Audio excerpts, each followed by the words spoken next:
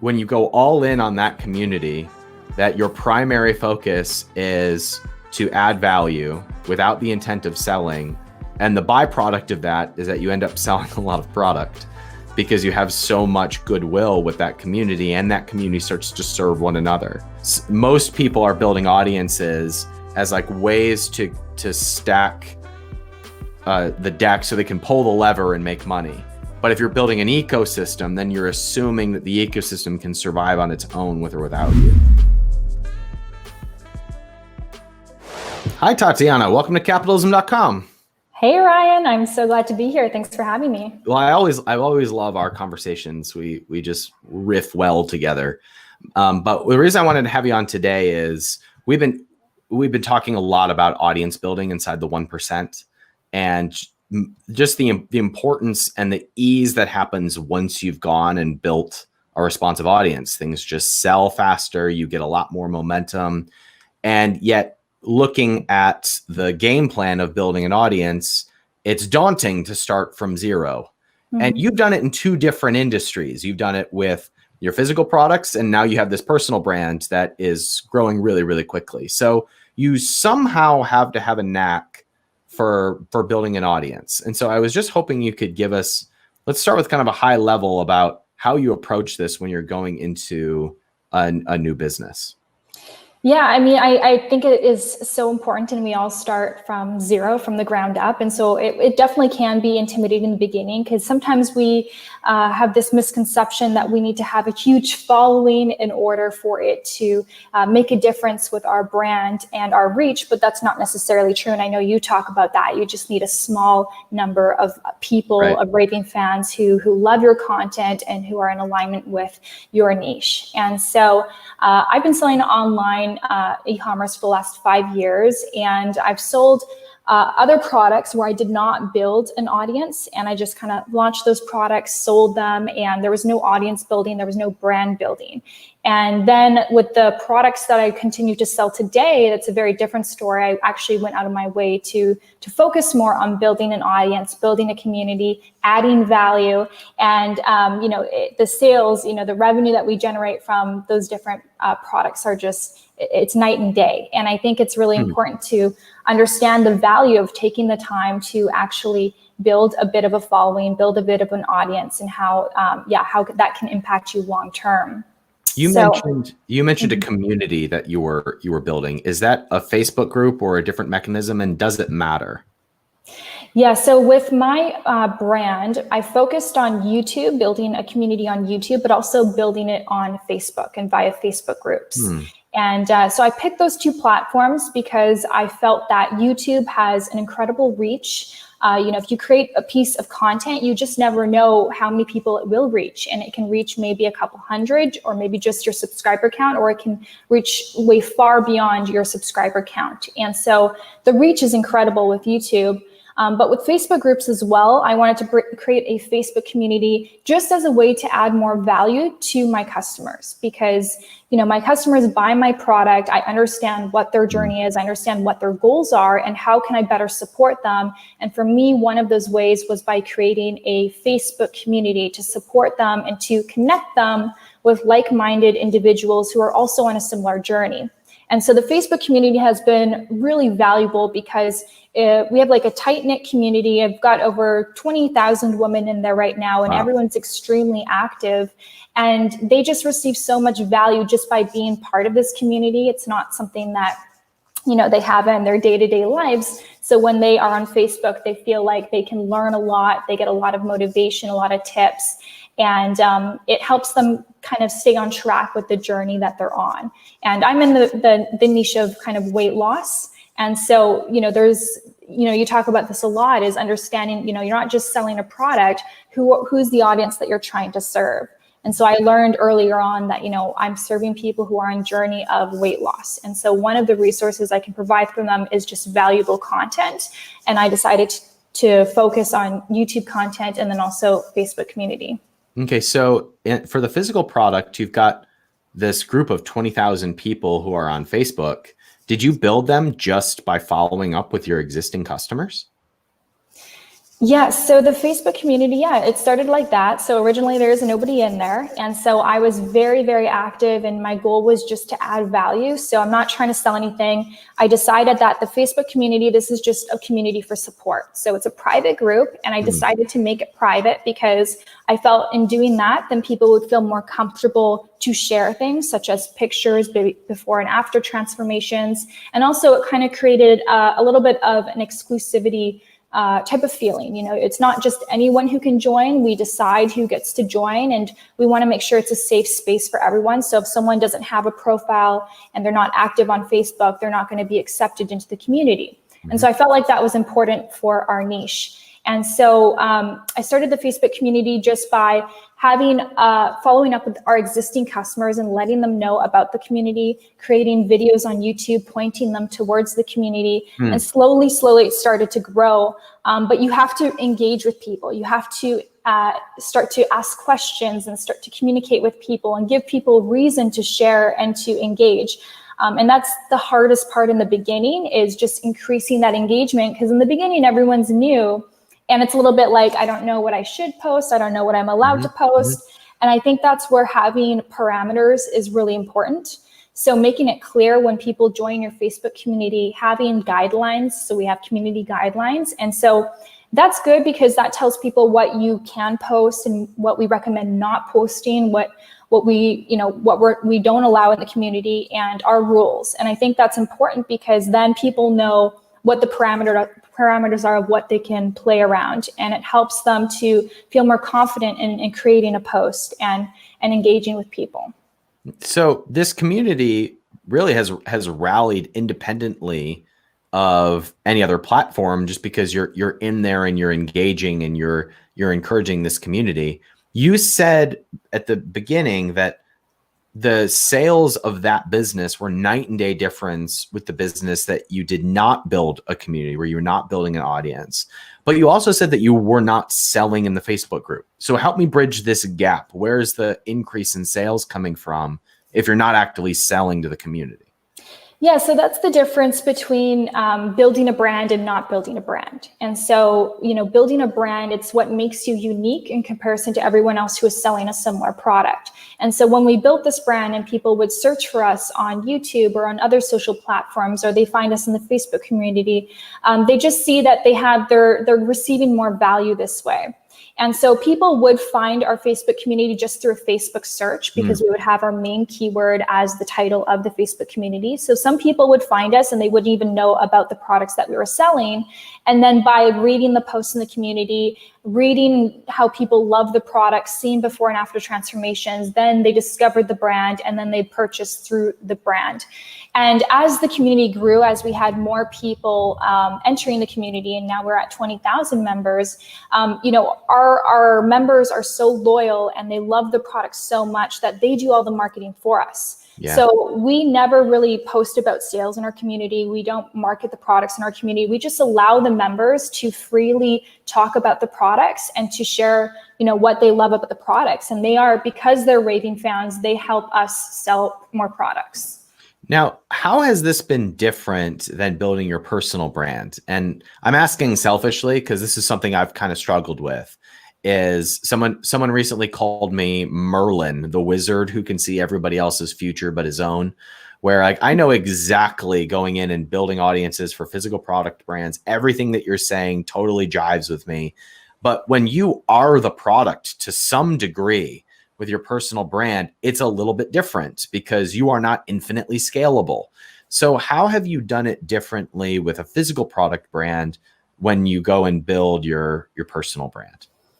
Well, I think you've done a great job with that. So I don't know what you're talking about. Well, thanks. You're growing faster than me, so I'm asking you for advice. Well, we have different audiences, different niches. And I think, with my audience, I approach my personal brand very differently than I approach my e-commerce brand. With my e-commerce brand, there's a system to it. There's a process to it. But with my personal brand, the intention behind me originally started was purely just to answer people's questions and add value.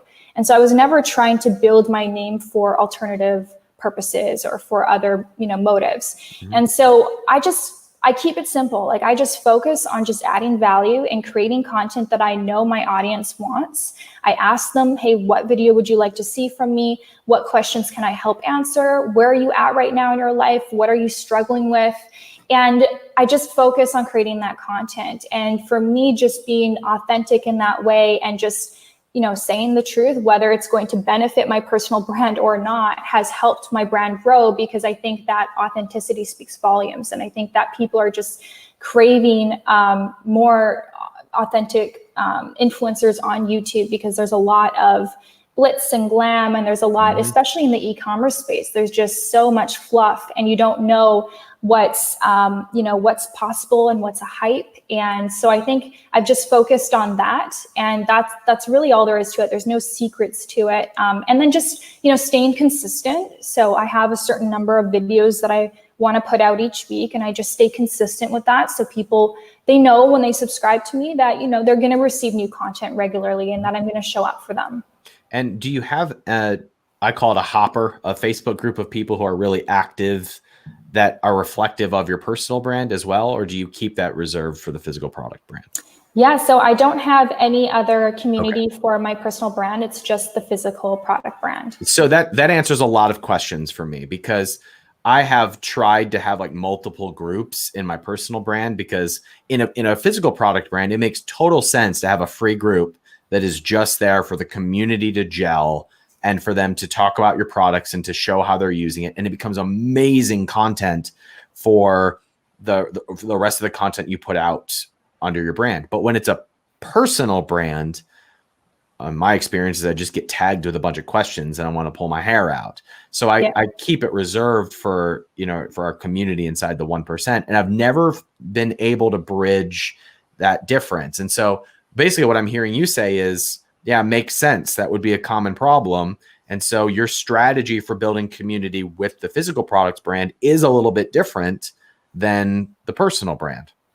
Yeah. So I just stick to YouTube, because for me, this is, my goal is not to have X number of subscribers. It's not my, I'm not trying to necessarily grow my YouTube channel. I don't have, that there's no end goal with that. And so for me, I'm just like, this is what I can commit to. I have a certain lifestyle that I like to enjoy. If I have a Facebook group where I'm just constantly answering people's questions all day, that's just not sustainable for me. And it doesn't align with my values and the lifestyle that I want to have. So for me, I just say, my focus is just on YouTube, and that's where I'm going to, add value and do the mentorship and all those things.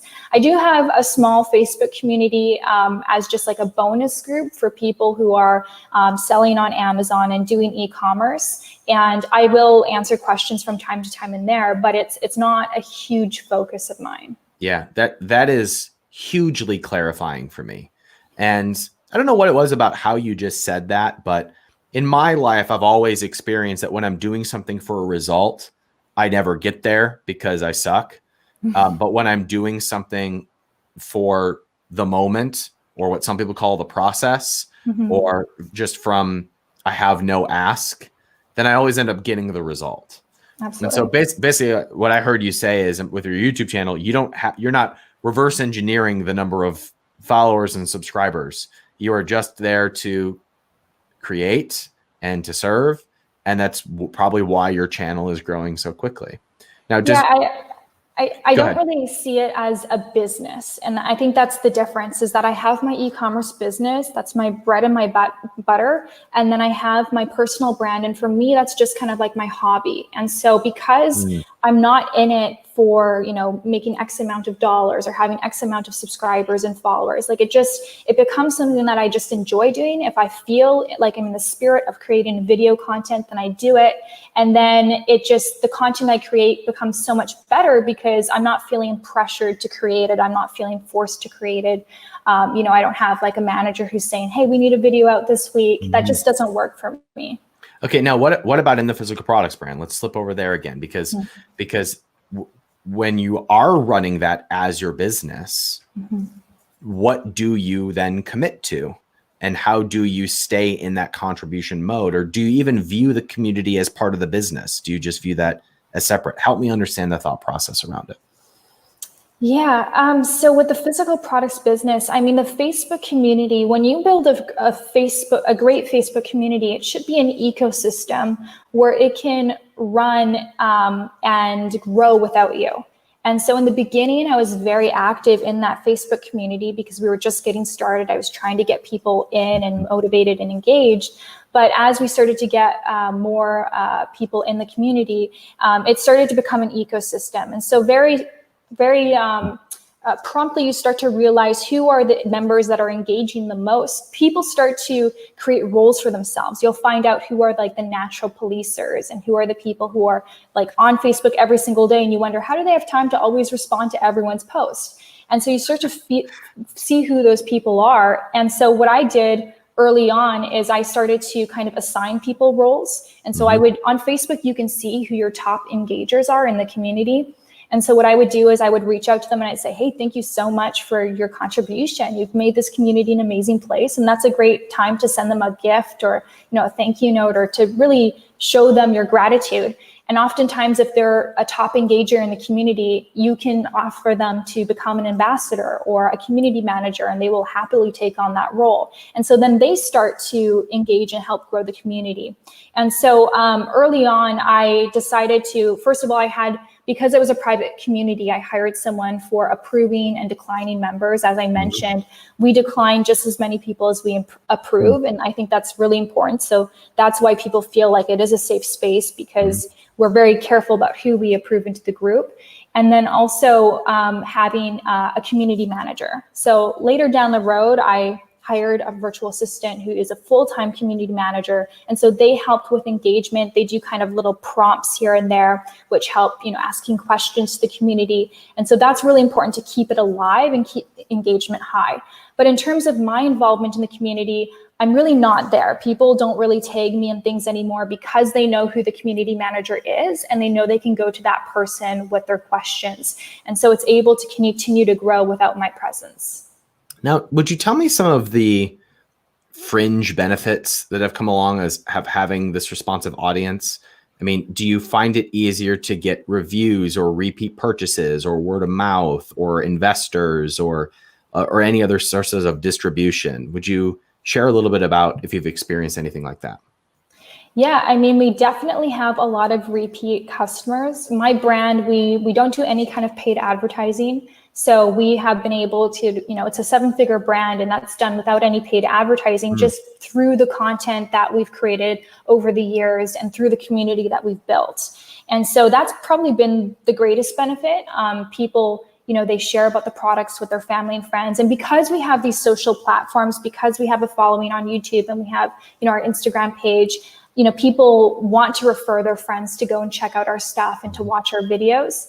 But yeah, I mean, it definitely does make it easier to get reviews. I don't even really look at, getting reviews anymore. It's not really something that we calculate, or we're really like, team meeting, hey guys, we need more reviews. It's not something we discuss anymore. It just happens naturally. And we definitely do go in and we try to respond to our Facebook reviews. And if there is a concern or someone did leave us a negative review, we always want to make it right. But it's not really a big focus of ours at this stage. That's amazing. I mean, that's really amazing, because so many people put 50 to 80% of their attention on how do I get more reviews. And you're saying that the majority of them just come in naturally. I've experienced this with the book, for example, where I see all of these people commenting how amazing the book is within the 1% or on social media. And those become great screenshots for sales pages because they're just crowdsourced. Other people are voluntarily saying them when you've actively contributed to the journey that they are on. I'm curious, Tatiana, on the other side of things, have there been any challenges that the community have created that you wouldn't have had you gone a different route? No, our community has been amazing. And because I think we have that community manager who's in there and who is moderating things, we make sure that there's no bullying, there's no harassment, there's nothing that we wouldn't approve. And so we've had a great community and people are really supportive, and it's so far it's been really great. And sometimes, yes, that means that if someone, there is always going to be those customers where it's like, oh, I didn't get my order on time, the shipping was delayed, or my customer support didn't respond within 24 hours, and then they go and they leave a negative Facebook review. But you're always going to have that. That's just, it's part of business. So I would say overall, the community has been extremely beneficial, and the focus has always been on how can we add more value to our customers. And I think when you take the focus off of how can I get more reviews, how can I increase the average order value, how can I increase sales, like those are all necessary things to talk about and discuss and strategize. But our main focus has been on how can we improve the customer experience. And so that has been through adding value by understanding what their journey is, what kind of content we can create to serve them, but also with our product itself, like improving the customer's experience by improving the packaging, for example, creating special packaging so that when they open it, they feel a certain way. How do we want our customers to feel?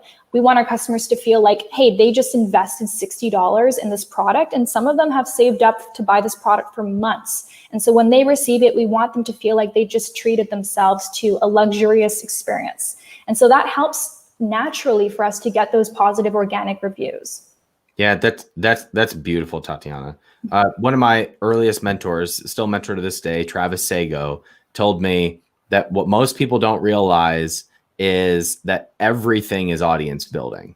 It's really what we're doing at its core. Everything that we do is building an audience or cultivating community. And so I'm yet to see any drawbacks to just going all in on the people that are within your community, because they end up coming back and rewarding you with all the benefits that we have talked about.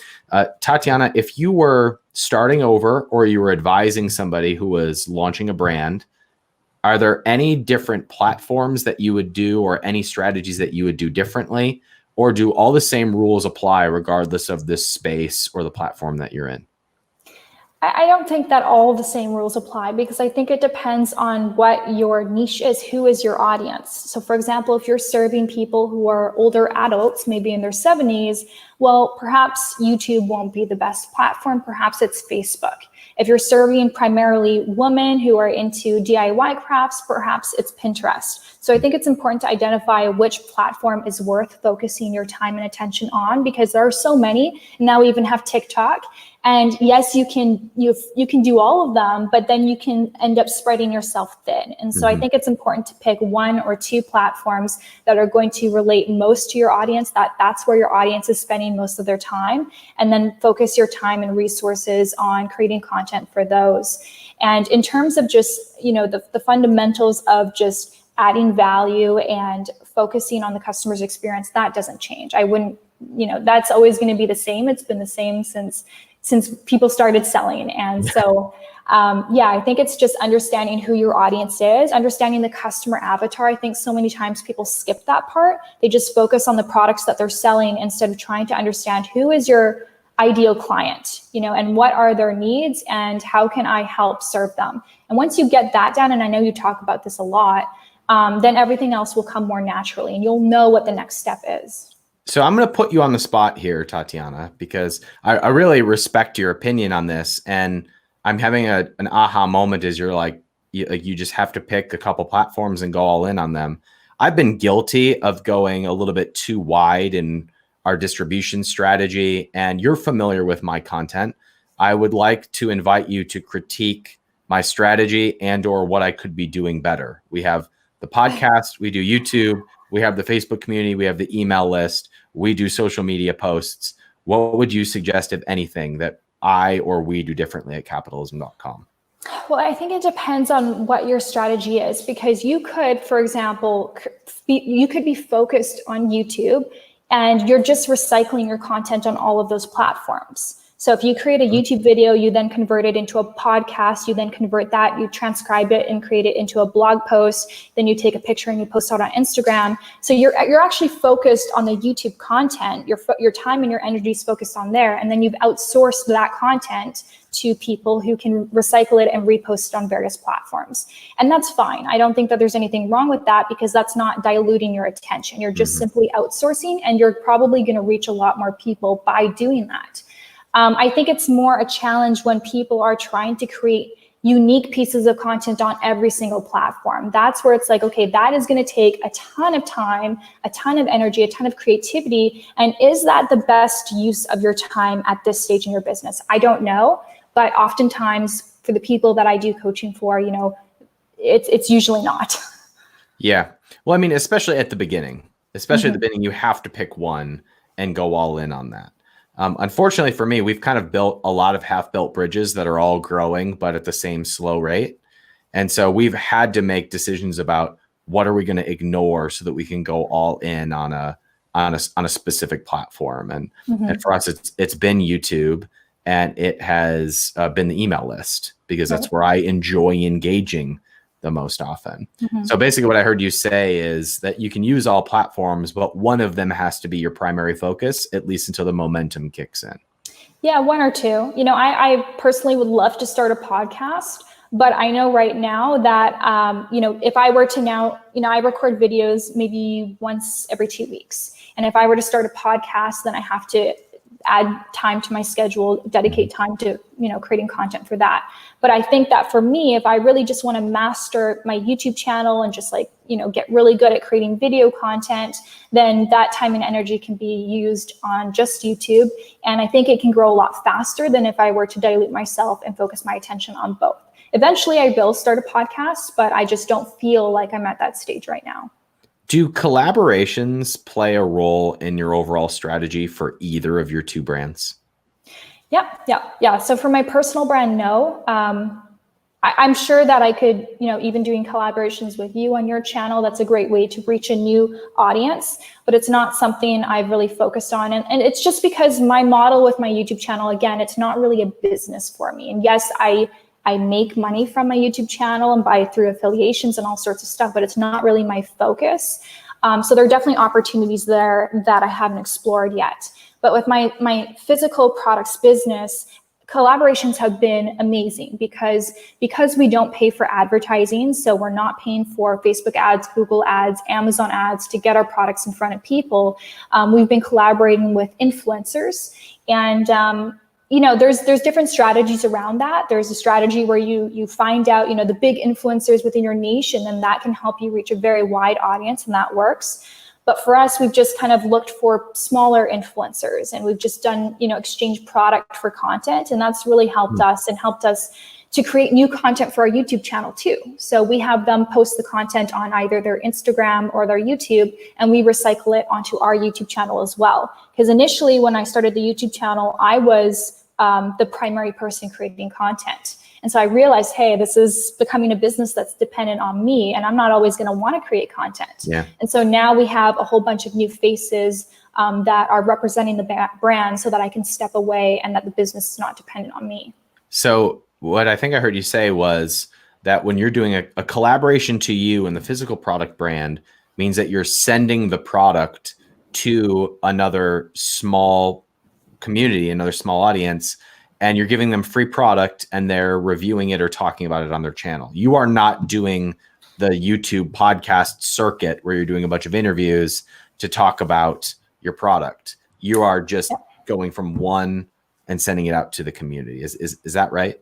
Yeah, that's what we're doing. Not to say that that doesn't work. That's just not what we're doing right now. And so we just find it easy I have 2 virtual assistants that every day they go and they find different people on YouTube and Instagram that are in alignment with our niche and our brand, and reach out to them and say, hey, would you like, you know, a free product in exchange for, you know, a piece of content? And you have creative rights. You can decide what you want to create with that piece of content. We're not going to restrict you in any way. Sometimes, you know, a lot of times they do it in exchange for product, and sometimes they want like $50 or $100, and that's perfectly fine too. Okay. Tatiana, is there anything that I haven't asked you that I should have? I don't know. I don't think so. Then let me summarize, and you can tell me if I'm getting a good feel for your overall strategy. It sounds like you start by picking whatever platform you're most comfortable being invested in. And it sounds like one of your superpowers to me is that you create very clear boundaries with your time, which is that you commit to a platform and you decide, what am I willing to commit to? And you don't allow yourself to be distracted from that commitment. Sometimes that's Well, at this you're stage, yeah, that's where I am right now. But in the yeah. beginning, like I will do anything. Like it's in the beginning, it's those 10, 15-hour work days where I will be on, Facebook, and I'll be interacting with the community. I'll be creating videos. That's where I was at. But at this stage in my life, there are very clear boundaries of the hours that I'm working and the hours I'm not working. So it's different. It depends where you're at. Yeah, that's beautiful. I'm really glad you said that. And that when you go all in on that community, that your primary focus is to add value without the intent of selling. And the byproduct of that is that you end up selling a lot of product because you have so much goodwill with that community, and that community starts to serve one another. I really liked how you described it as an ecosystem, because most people are building audiences as like ways to stack the deck so they can pull the lever and make money. But if you're building an ecosystem, then you're assuming that the ecosystem can survive on its own with or without you. That was my braingasm for the day. Thank you for that. Yeah, absolutely. Yeah. I'm just a big believer in just being authentic and just trying to add value, and it will come back to you tenfold.